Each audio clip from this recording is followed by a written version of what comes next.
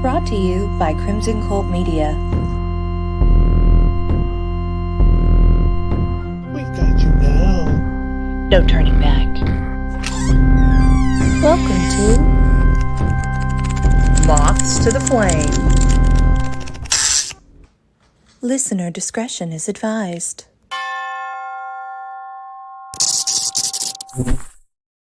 Welcome, my morbid moths. I hope you all are having a fantastic Friday. Everyone is hopefully drinking a lot of water and nursing their skin after the whatever festivities everyone enjoyed yesterday. We had a super calm day here at Castle Lestrange and then went and saw some fireworks. So that was fun. But I am super excited because we have the fabulous Aquino Loayza with us today. Am I saying that correct? Yeah, you got it. Awesome. So Aquino is a queer Latino author from the Boston area. Deep is their debut novel, and Aquino has always been drawn to horror and deeper societal themes. Outside of writing, Aquino enjoys traveling and experiencing the peculiar, strange, and otherwise overlooked. They live with their wife and pug in rural Massachusetts. So thanks for coming on Moss to the Flame today, Aquino. Excited to have you. Absolutely, very excited to be here. Yeah, so let's just dive right in. I want to know, how did this all begin for you? Where did it start? What brought you into cosmic occult horror world? It's funny. I think that there's always been a level of existentialism that has come with my upbringing. Obviously, growing up in the Boston area, right on the water like that. Lovecraft was always this very present writer in that world, but also furthermore, there's a reason why he wrote in that setting and wrote in that place. There's a certain mystique and quality to that lifestyle that brings that aspect out of you, that existentialist out of you. There's something about being around the water all the time like that, which really makes you begin to ponder stuff. And Very just cool. being in a city that's such an academic center like Boston, it's always been the history of education in America. You're always a little bit more introspective than some other people might necessarily be inclined to believe. So, yeah, I would say that growing up where I grew up in the way that I grew up had a lot to do with why I wanted to dive into horror and literature at large. Very cool. We went to Boston for the first time last year, and I went to Salem and had to do all the things, went to Philly and all around. And I agree with you, kind of that seaside, misty, small town, but like that, that northern, I just think it was really cool. And I could see how someone looking out across the vastness of the ocean, but it not being like beach day, like cold and misty and foggy, and that you're like, what lives out there? What's going on? Yeah. So I can totally agree. I think those are some cool vibes. So very, very cool. Who do you feel like, I mean, you've already mentioned H.P. Lovecraft, of course, cosmic horror, and we separate the art from the artist at all times. So Who else do you think has been one of the biggest influences on your journey in horror? Honestly, it's been more philosophers than it has been traditional prose fiction writers. I find horror is a great place to work out of because it's a perpetual state of discomfort, and just exploring themes of like existentialism. I think the first philosophy book I ever read was Nietzsche, and that was really insightful and really allowed me to kind of want to dive into more of the broader questions of the purpose of existence. And horror, being where I'm from, always kind of felt like a natural background to accent those deeper pulls. So I'd say philosophers have been a broader piece of it for me. But if I had to like go into prose writers, I would say contemporarily speaking, Victor LaValle has been a relatively big influence on me as a person of color who writes in that realm of fiction. Very cool. Very cool. I would love to hear a conversation. I wish that Bert was here. My husband, also a horror writer, because he is also very, very in tune with philosophical ideas. And, I would love to hear a conversation between the two of you. I feel like I'm going to have you back on Moths and we'll just talk philosophy. That'll be so, obviously, cosmic horror has taken quite the journey since its origins, and I love that you mention that space of we're seeing more POC writers that are able to access that genre and get more of that work out for everyone else. So I want to know, where are your thoughts are, what do you envision as the future for cosmic horror? It's interesting because it's the fear of the unknown that is a big part of it, and I think as globalization kind of takes place, the unknown becomes lesser and lesser because we know more and more and more. The internet has made me understand lived experiences that I think if I had existed 70 years ago, I couldn't even have conceived. I guess my hope is that cosmic horror becomes more integrated in not necessarily the fear of the unknowable in terms of people, which is what it's historically been representative of, but rather the fear of the unknown of humanity's future. And I think that we'll see that play out based off of different people's lived experiences, what they think that looks like and what scares them about the potentials of that future.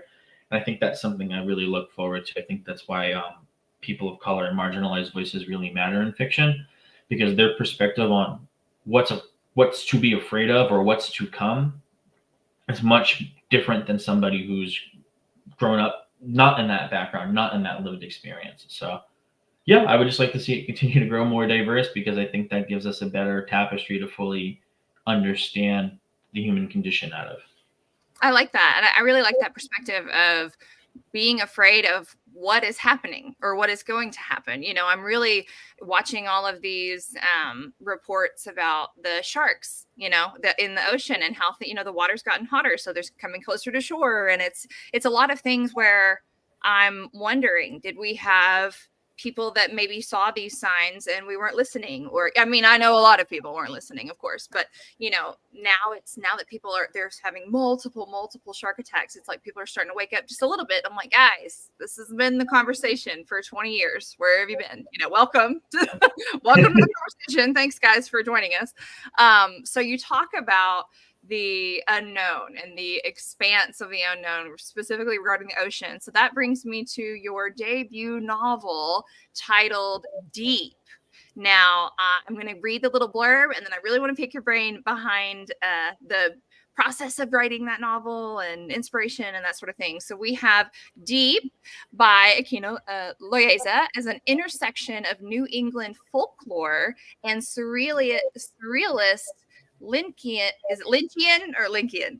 Lynchian imagery woven together through the backdrop of rural Maine. Weather the storm.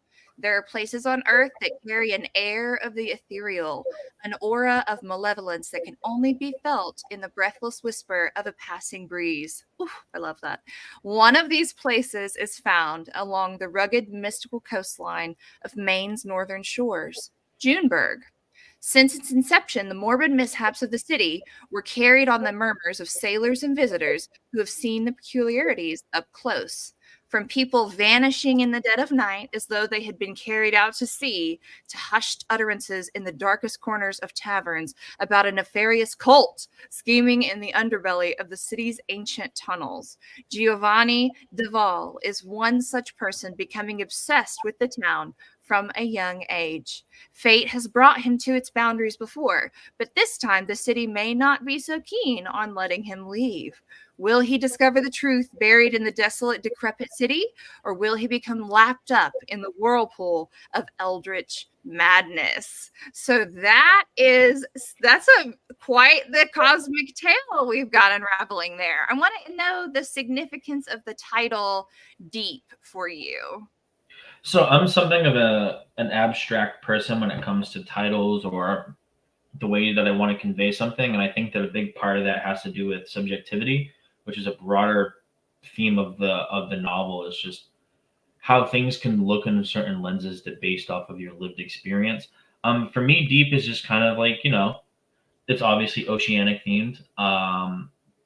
Just things are deep. Like it goes way further than you can imagine, and it goes in directions that you don't necessarily anticipate because it's not readily available by looking at the surface of it. And that's a core tenet in the development and the actualization of that novel. Very cool. I love that double entendre happening here. We've got more than one meeting, but very, very cool. I love that. What challenges do you feel like you faced when you were writing that novel? It was my first novel as an adult. I think I wrote some stuff when I was really young. I've always been a little bit of a writer, but it was my first actual attempt as a grown adult to actually write a novel front to back. And it was disorganized. Like it was just stream of consciousness type of write it as it comes to me, write it how I feel, and allow that to kind of ferment and develop. And excuse me, yeah, it took a long time. That's what I would say, because I didn't have a true and tried process to operate out of. I just painted. Yeah, you were just creating. And I love that. I think there's a common phrase about how your first book teaches you how to write a book. And Yeah. I totally believe that, because it's, then you go into the second one and you're like, okay, I know what to do. I know what to watch out for. And I know what to go ahead and prevent on the on the forefront. So have you found that it sounds like you did the pantsing approach that for that first novel, and now that you've come out on the other side of that, do you still find yourself going with that stream of consciousness pantsing approach, or do you feel like you do more outlining and preparation on the front end? I'm definitely still a pantser, but I think that I'm better able to control the impulses to explore scenes to the fullest.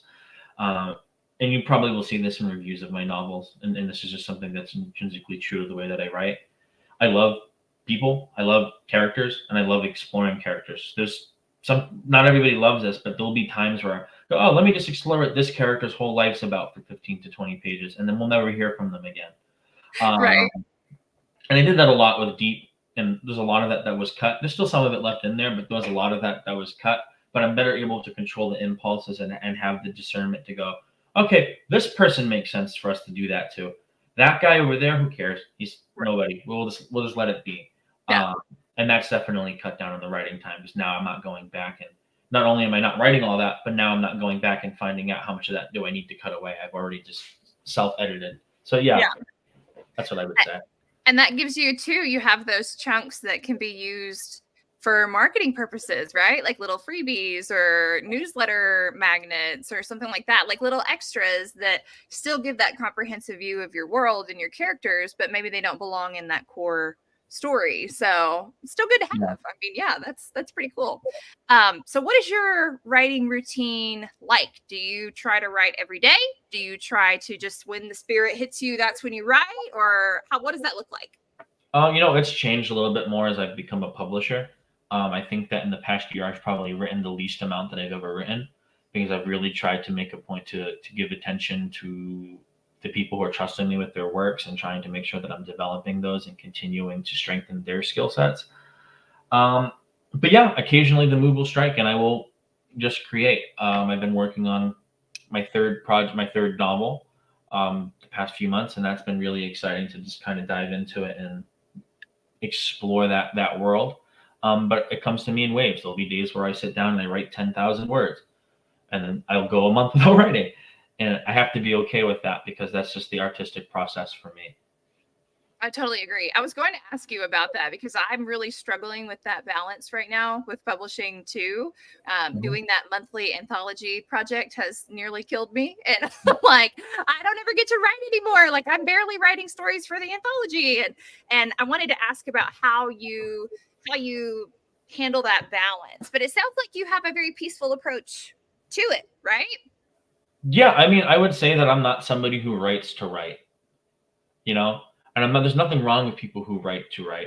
Yeah. We all have our own thing, but I only feel like I feel empowered enough to write if I have something really meaningful to me to say, or something that I think needs to be said.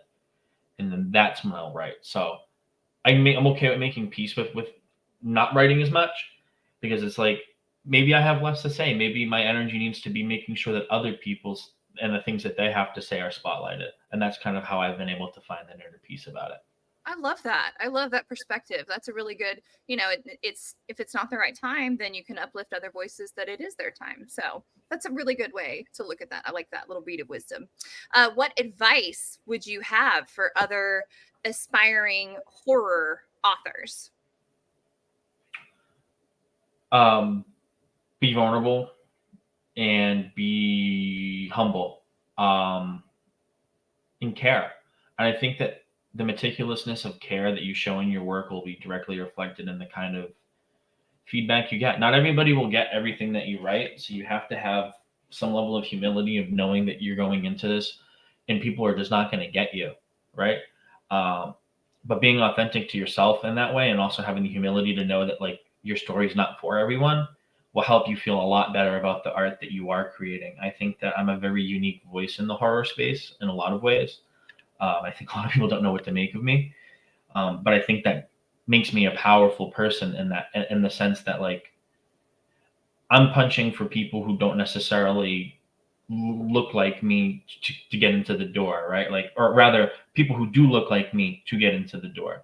A lot of people like me don't exist in this space, and I do, and I feel it's my obligation to kind of carve that lane out for them because I think, first of all, the horror space would benefit from working class stories from marginalized people. Mm-hmm. And second of all, I think marginalized people would benefit from having their stories heard. So I think when you come in here and you come into the horror space with the understanding of who you are and what you bring to it, that leaves you feeling really empowered to actually carry it out. So yeah, I would say humility and authenticity. I love that. Authenticity is one of those terms that I feel like it speaks so strongly to me because in a lot of my other life, my prior professional life, I haven't been able to be my authentic self, and it really has been finding that safety and encouragement in the horror community specifically to be like, it's okay if you you want to write historical horror and drop all of these little historical pearls in the books that not everybody might get, and that's okay. Like they're there for me. That it's something that brings me a lot of joy, and I think our community as a whole, the uplift for being authentic and the crave that our community has, I think is bar none. I really think it's great, super accepting in that way. So I would also like to know how in your writing do you feel like you're making a conscious effort and not a conscious effort, but how do you feel like diversity plays a role in your stories and characters? Obviously you're using that, you're using your voice to get your stories out there. Speak a little bit more on that for me. Sure. So I take and this sounds super pretentious, but whatever, I'll say it. I'm I ready. take the Jordan Peele approach. Okay. Not to say that I am Jordan Peele, because I'm not. I think he's a genius and a mastermind. But to say that he wears his identity on his sleeve, but he never commodifies it for audiences. I think a lot about how when he wrote Get Out, how people treated him, and then when he wrote Us, how people were really upset about the lack of directly overt themes about race in that. Although to me, being a person of color, I can see those themes at play, just slightly more subtle and not. This is what it is.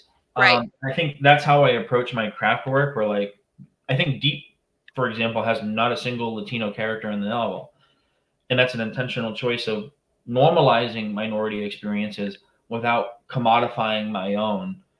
Because I think that sometimes there's an impulse for marginalized writers because of white liberalism in a lot of ways to kind of be like, hey, we want to see your trauma. We want to see all the pain that you've been through. Give us it all in a book. Yeah. I don't want to do that to myself. And I don't begrudge any author who does. Right.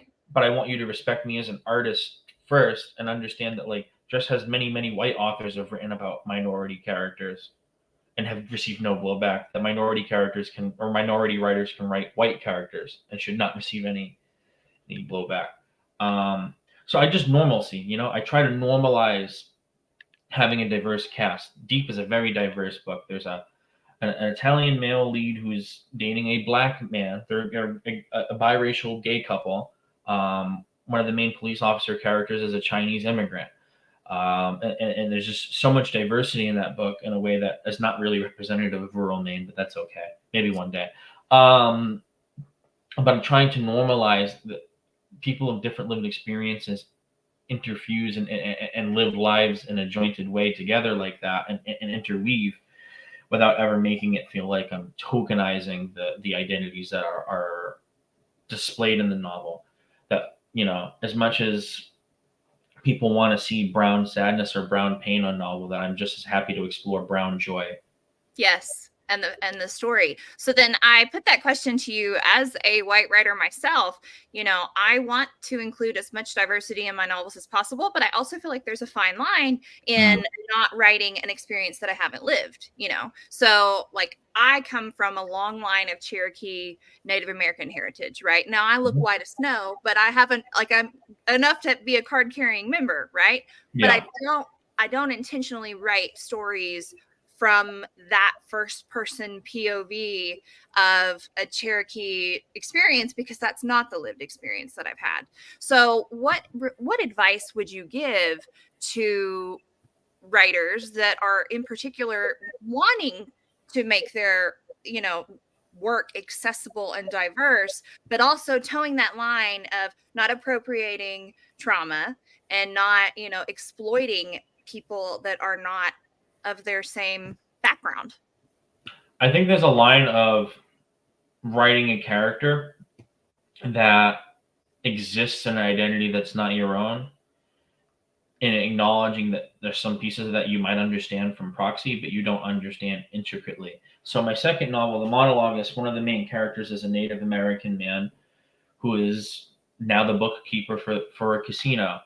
And a big part of it is I'm Indigenous, but I'm Indigenous South American. My family's not tribes in the North America. We're Inca. Mm-hmm.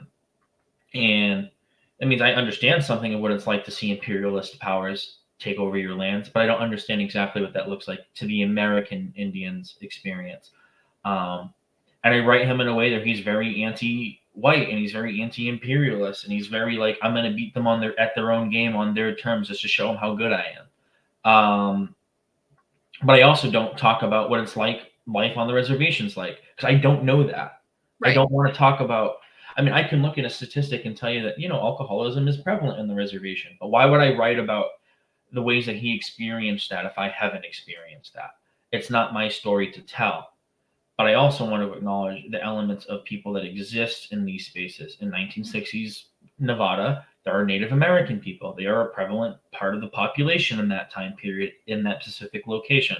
So to write that they don't exist would be whitewashing. And erasure. Yeah. And that's something that I have always come up on in my writing, where I'm like, okay, I want to approach this delicately. I want to make sure that I'm doing this right. And I'm researching, and I'm, hiring sensitivity readers. And I do not want to be, a lot of people, they'll go that erasure route because they're nervous, or maybe they're trying to take an approach, or maybe they're just an asshole. Those people exist too. But, I think confronting it and making sure that we're not erasing those characters from our narratives, because historically they were there, they were a part of the plot, they were a part of the story. And I think it's very important to make sure that we're still including that. And so that, I have a 6-year-old son, if he never read a story that talked about those sensitive topics and showed them in the negative light that they should be portrayed, then he wouldn't know, that existed. Or I think it's our duty as writers to make sure that approaching it appropriately. But then, some people that think that they make the excuse of having a racist in their story because, everybody was racist back then. But it's like, however, are they the bad guy in your story? Are we showing that racism is wrong? Like, are we showing that that's not okay? Or are you just having your hero character be a racist because he was born in 1920? That's not okay. So I definitely think taking that kind of reflective approach is something I would like to see more of in horror specifically too. You would agree? Absolutely. Yeah. So let's talk about, you also are a contributor to Spectrum, an autistic horror anthology. And as someone who is a late diagnosee myself, I want to hear about how how you got involved with that project, what that meant to you. I know that I was very, very excited to see that neurodivergent representation in horror specifically. So let's talk a little bit about that. That was me. I did that. Yes. I wrote the story for Spectrum before Spectrum was even an idea. I said, Awesome. this is almost like a Yorgos Lanthimos experimental piece of like circular thoughts, absurdism, avant-gardism, Dadaism. I'm really obsessed with 1920s and 1930s expressionism. And that was my version of doing it. I like to say I'm an artist whose hands don't work so good, so I write instead. Okay. But I wrote that, and I was like, wow, I could really do like a collection. I'm kind of feeling these short stories, which is not something I typically write. I typically write longer prose. Or I can acknowledge the limitations of my lived experience and open this up to other autistics and create something that's never been done before for autistics by autistics. And that's what I wanted to do. So I did everything I could in my power to make that happen. And I'm extremely, extremely proud of Spectrum. And I think it's one of those things that I'll look back on, even if, I'm not a part of the writing community for 30 or 40 years. Let's say tomorrow, I'm like, I'm done. I'm never coming back. I'm so done. Right. It's something that in 30, 40 years, I'll look back on and I'll cry because I'm so deeply proud of giving that opportunity to other people. And I think to me that communitarianism and solidarity is a huge tenet to how I live my life. And that was the one example I can sit there conclusively and say I did my absolute best to make that reality in the space that I could control. Yes, I love that. We need more projects like that. That's and how deeply personal, but then also giving others that perspective of, hey, it's okay. I have autistic traits too. And like showing that you're not alone in this. And, there's this textbook idea of what people are thinking. I mean, and I taught special ed for 14 years. When my psychiatrist was like, sister, you have autism, I was like, I would know. Like, and it's like, oh, wait, it presents differently in women and adults. And in the 90s, when they're saying, oh, gifted and all these things, it's like, wait a minute, there were other neurodivergencies at play here too, So I like that opens up that conversation. I think that's super important and very good representation. Very cool. So I want to know how taking these societal elements and these high abstract concepts that you seem to gravitate towards that you really like, how do you make sure to balance those with horror as a genre in and of itself, with that trauma and with the deep dread, the fear, the visceral violence and all of that sort of thing? How do you balance those two in your narratives? I like to joke that I'm probably one of the funnier horror writers there is, because I understand the duality of humor and horror. I think the humor allows the pill of discomfort that comes with these deeper existential themes to go smoother into the horror. They kind of bleed into each other. And I think that chopping that up in the prose allows me to make sure that I'm not flying too high into this overly serious, overly dreary, overly oppressive atmosphere that otherwise would exist. Like I said, I think that humor and horror are the two different sides of the same coin. It's the art of discomfort. Laughing is because you're uncomfortable. Being scared shitless is because you're uncomfortable. And the best writers know how to weave those in and out in a way that feels organic and doesn't take away from one or the other. I love that. I love that approach too, because I think that, horror as a genre really goes in those areas of discomfort a lot quicker than other genres might be, comfortable doing. And I think that that's a really important thing to do. That's exciting to see it. And I like that perspective of making sure that it's having a nice balance between that, because it is. And comedy is a huge way. It's a nice little segue into it. And I think that's one of the, you may disagree with me, but I think with extreme horror specifically, a lot of people are missing the point that it's supposed to be absurd, and they're taking it to that level, and it's intentionally almost on that like funny level, and I find that some of the comedy aspect, I think, is maybe not always known with extreme horror. So do you ever dabble in any kind of extreme or reading it, or? I think it works better for me personally in film than it does in prose. because of the way that actor is able to convey the emotions in a way that is very clearly performative. Sometimes I struggle with the prose part, and I think it's mostly a testament to my neurodivergence. That it's hard for me to see the distinction from mean spiritedness to B moviness, and some writers can do it. So there are extreme horror that I can enjoy. Yeah. But I always find like it's hard for me to separate. Is this mean or is this funny? And Well, where does that line happen? It's subjective, and I think that I lean more towards the very it's much mean. so. And we have the assholes that infiltrate, and they are doing it to be mean or to use it Yeah. as a vehicle for their nastiness or their bigotry or their racism. And I'm like, it is hard Mm. to realize who's doing this with those absurd intentions that they're trying to make it funny almost and just like Mm. what the fuck, but we do have those, and I try very hard to figure out who's who, but I agree, those people do exist in there. They are there. I have found that I'm not one that can watch a lot of extreme horror. I can read it, but that could be one of my neurodivergencies. I don't watch a lot of TV anyway, so I'm not one that can focus on the screen for very long. So, but somehow can focus on words. It's a weird thing. So, all right. So let's jump into our next segment of the podcast, which is the lightning round, the slowest lightning round that exists on any podcast. And it is basically, I will give you two options, and you just tell me one that that speaks to you the most. Okay. Mhm. All right, here we go. Cosmic horror or psychological horror? Cosmic. Okay. Slow burn dread or jump scares? Slow burn dread. Oh, okay. Urban settings or isolated rural locations? This one's funny because based off my writing, you would think it's one, but it's the other. I would say urban settings. See, But I I'm was really like, going oh, rural. I so expected it to be isolated rural because of D. So okay, why? I'm just curious, why urban settings instead of the rural? I think they're underexplored through the lens of minority voices. I think that a lot of fiction you see that's set in urban settings is white people who are terrified of brown people. And I like the idea, and this is actually my newest novel that I'm working on is set in 1970s Boston. But I like the idea of exploring urban settings through the minority lens in horror and explicitly in a way that's not directly tied to folklore. I think that the Candyman type of urban horror has been well explored, but there's so much more to urban horror that exists that I don't think has really been pulled from yet.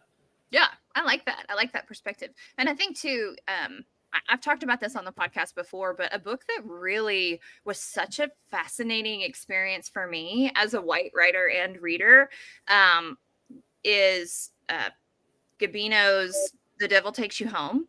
Mhm. Because it's very rare. Now I travel a lot. I've been to 32 countries, and so I've been in places where they don't speak English, and that's been something that I've had that experience while traveling, while in someone else's environment, right?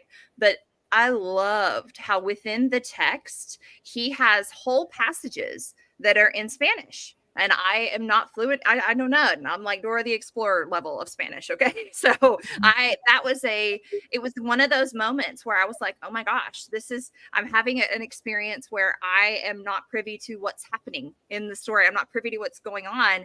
And it was really, really fascinating. I have to say that was one of the most transformative books for me in seeing an experience of someone that has lived a totally different lifestyle, culture, has a completely different background than I have, that I felt like was so meaningful. So yeah, that I highly recommend that one for anyone that wants kind of that different perspective. That one was a good one.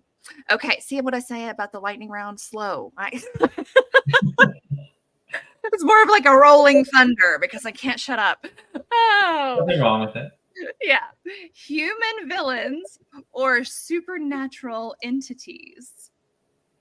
I would say lately human villains. I think at one point I was more engaged with the concept of supernaturality, but I think that humans are more human. And oftentimes more scary because it's more real, right? It's like, Yeah, exactly. I think strangers and all of that's way scarier than any kind of Demogorgon business, like that's because I think the most terrifying character I've ever seen was Anton in No Country for Old Men.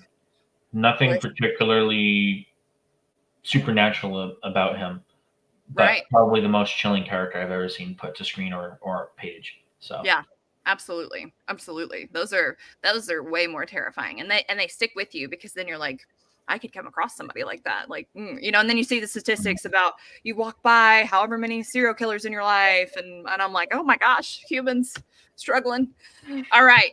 So single protagonist or an ensemble cast? ensemble every time. Ensemble 10 out for of 10. writing and reading? Yeah, absolutely. Okay, cool. Do you you like doing the dual POV or multiple POV in a story, or are you more of like an omniscient writer? So Deep actually was split point of view in its first draft. All of Giovanni's passages were first person, and everyone else was third person. But my editor thought that was too experimental to start off, and people would get lost in the sauce. So you meet in the middle sometimes, but eventually I'll get to a place where I'm in a novel where everything's first person, but the first person's perspectives are different characters. And maybe that'll be confusing for people to keep track of, but maybe that's part of the point.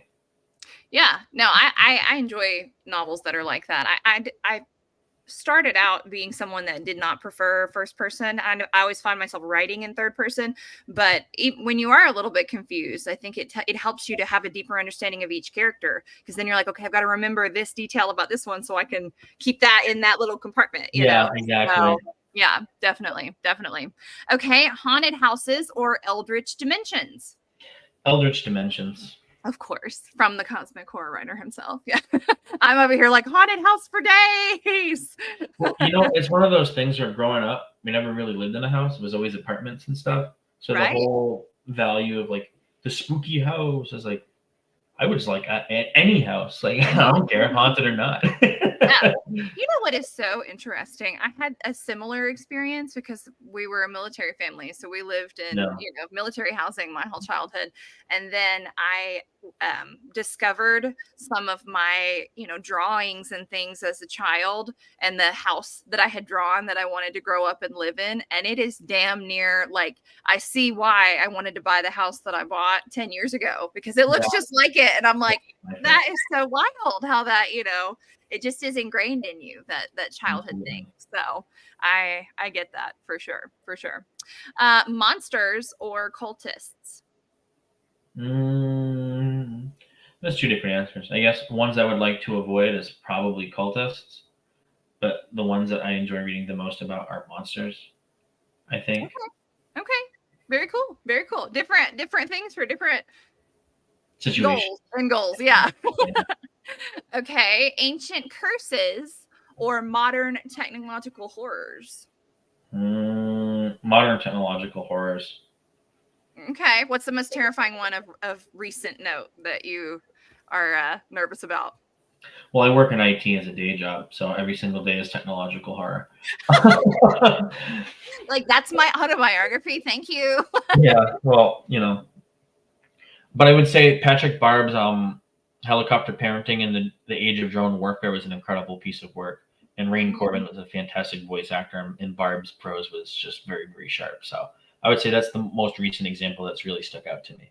Oh, that's a good one. I haven't read that one yet, but I've heard really good things. So very cool. Okay, folk horror or urban legends?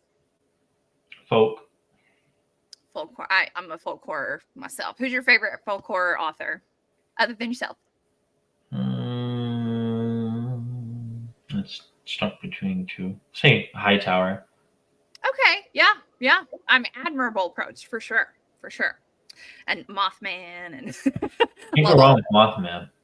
I mean, you really, truly, you can't. Okay, linear storytelling or non-linear storytelling? Non-linear. Of course. And I like that you mentioned the experimental writing, because I'm very into that too. I like the idea of, and that's kind of something that drew me to publishing, was being able to include more of that personalized reading experience as you go. And I like that in indie horror world, we're able to do that with, lots of support. And I think that's super. That's why I love indie horror so much. People are like, oh, you're not seeking trad very often. I'm like, indie horror is where it's at, maybe. That's where the innovation is happening. happening. Like, Absolutely. yeah, that's where the ideas and the creativity and I literally get goosebumps thinking about just the endless realm, that is at our fingertips, which is really cool. Okay. Two more questions. Mhm. Character driven. I think I know the answer to this one. Character driven or plot driven stories? Character. Character, of Yeah. course, character for Character. writing and for reading. Yeah, definitely. Yeah. I think characters inform the world and they tie us into the plot. I always, yeah, I won't go too pretentious, but I'll just say that characters to me are very, very, very much so the reason why I read. Plot's plot. It's the point to get characters from point A to point B. Yep.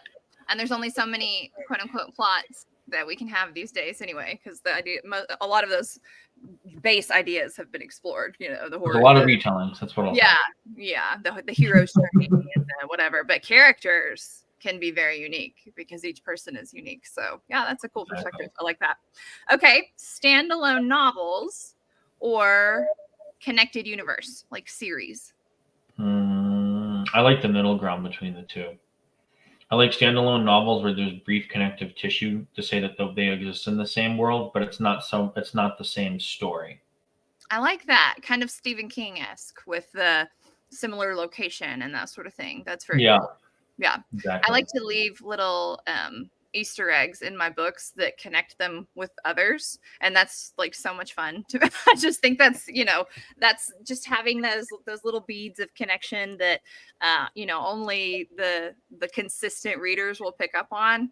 That makes it more worthwhile than anything, I think. So that's very cool. Yeah, very, very cool. Awesome. So what's next? You said you're working on a novel right now, which is very cool. You're in with publishing. Tell us kind of what are we going to see from Aquino in the coming months? Sure. So on the 16th, my second novel, The Monologuist, comes out. It's a novel that's set in 1960s Las Vegas and follows a gay comedian who is on the run from a thing in the past of his life. And he's trying to become a famous comedian in Las Vegas. It's a deal with the devil story that kind of deals with the merits of reformation versus revolution. It's my favorite piece that I've written so far. I'm really excited for people to read it. I like to say it's not super horrific, but the scenes that are horror are really, really horror. Okay. But it's great. Everyone who I've given it to read has said loving things. I didn't pay them to do that yet. So yeah, that's what's coming out from me on the 16th. And then I'm currently drafting another novel set in 1970s Boston called The Paper Lion. And it's dealing with the busing crisis in Boston. Okay. I like it. And do you feel like your writing is going to continue having this historical element to it, or do you think you'll dabble in some of the modern horror? So Deep's contemporary, which is funny because Deep's contemporary. It's not. I think it's dated as 2022 because that's when I wrote it. But I like the idea of dabbling in historical stuff. For one, it eliminates the whole cell phone and modern technology keeping people connected issue. Yep. And secondly, I just really like the idea that there's a lot of things that have happened in the world that not everybody knows about. And me being able to kind of educate people while also entertaining people is something that brings me great joy. I did City Year at one point. I don't know if you know what City Year is, but it's like an AmeriCorps program where we volunteer with inner city youth. And I spent a year of my life working with inner city kids, trying to keep them out of gang activity in the classroom. And that was the most meaningful work of my life outside of prose. So I really like the idea of education. And I think that, if education can liberate you from what's hurting you, then you're going to become a much better person for it. And that's something that I value very seriously. So yeah, more historical fiction. Yes, I love that. And I can absolutely identify with you there, coming from rural Tennessee, literally the mountains. Like that education was my way out of that. And you talk about occultish activity and some interesting mindsets. Like yeah. It's been a very interesting journey for sure. Yep. So I've been to Smokies once or twice. I can see the personalities. Yeah, which we have some wonderful, peaceful, awesome people, and we love our, I still live in East Tennessee now. Yeah. Just I am able to curate the climate that surrounds me, right? So that I think is very helpful too. So, and that I think that's another reason that I find such joy in getting to go to so many events with the horror community, because I get what I don't exactly get when I go to the grocery store, So Absolutely. yeah, so I love that. Well, I would like for us to be able to tell our mothlings where they can find you. Where can they go to keep up with what's going on in your book life and publishing life? Where can they buy your books? Sure. Where can they Sure. My books are available on all major platforms. You want to buy them from me personally, I'll sign them for you. And there you can buy them at thirdestatebooks.com. That's our website. In terms of social media, my Instagram is weirdly more personal and not more personal at the same time. A lot of it's poetry or expressionism from me in the form of pictures that are things happening in my life and publishing news. My Twitter is a free for all shit posts. So if you want to deal with me and my shit posting, you can find me on Twitter.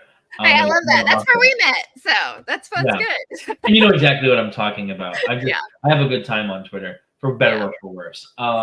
Yeah. So if you want to respect me a lot or not respect me at all, check out my Twitter. If you want to just Same. see the more artistic side and the more tender side of the rough exterior that you're hearing but not seeing, then you would check out my Instagram. Right. Very cool. Yeah. Very cool. Well, thank you so much for coming on Moths to the Flame today. I am super serious about having you back with Bert, and we'll have a philosophical conversation. So yeah, that would Sure. be a lot of fun. We like to joke. Our son's name is Nicholas, and we always have contention about who he was named after, whether it was Nikola Tesla, Niccolo Machiavelli, not because, just because I love the name Niccolo, but so, yeah, we can talk some philosophy. That'd be a lot of fun. So Absolutely. Thank you so much. Good luck with your launch on the 16th. Looking forward to picking that up and seeing what other great and super abstract, thoughtful things are to come from you, Aquino. I hope you have a great day. Absolutely. You too. Thank you so much. Thank you. Bye-bye. Bye-bye.